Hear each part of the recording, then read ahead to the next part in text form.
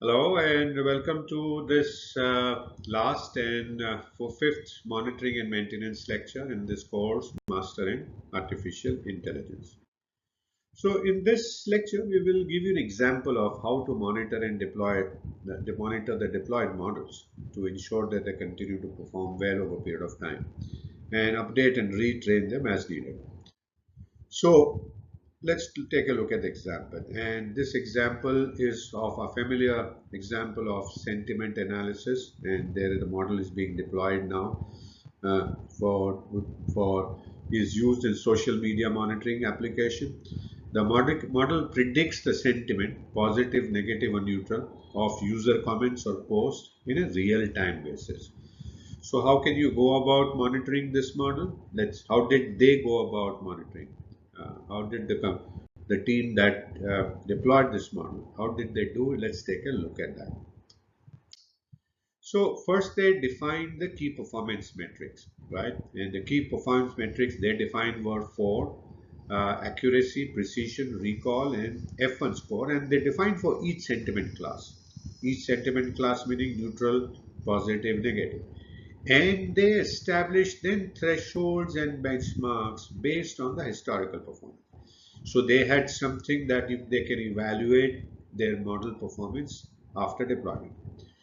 Then what they did was they start continuously monitored the model predictions and performance metrics in real time. And in that they logged prediction results, specifically text input, predicted sentiment, and the timestamp.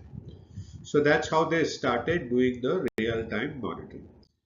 Then they compared the incoming data with distribution with the historical data, use statistical tests like case test to detect changes in data distribution, and visualized histograms and density plots of input features to identify any drifts happening after the deployment for a few months, let's put it this way, or even few weeks as such.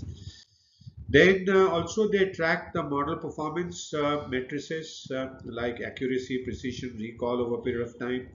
And in that they use the concept drift detection technique to detect changes in the model behavior and implemented ensemble modeling. They created an ensemble of models to compare model predictions with ensemble members. So they had multiple members and they compared their model prediction with the ensemble members. Then monitored prediction errors or residuals for anomalies, and then they used the outlier detection technique, and that helped them identify unusual patterns in the model prediction. They had already defined threshold for performance metrics and drift detection metrics, and that they used to trigger the alerts or notification when the metrics exceeded predefined threshold levels. So they set up this whole mechanism of thresholds and alerts. Then they started collecting user feedback on model predictions and use this feedback to validate predictions as well as to identify misclassifications or error in the predictions. They went on with that. So they went on with that to dynamically adjust monitoring parameters by using these adaptive monitoring strategies based on the contextual factors and implementive adaptive thresholds or sensitivity levels for drift detection.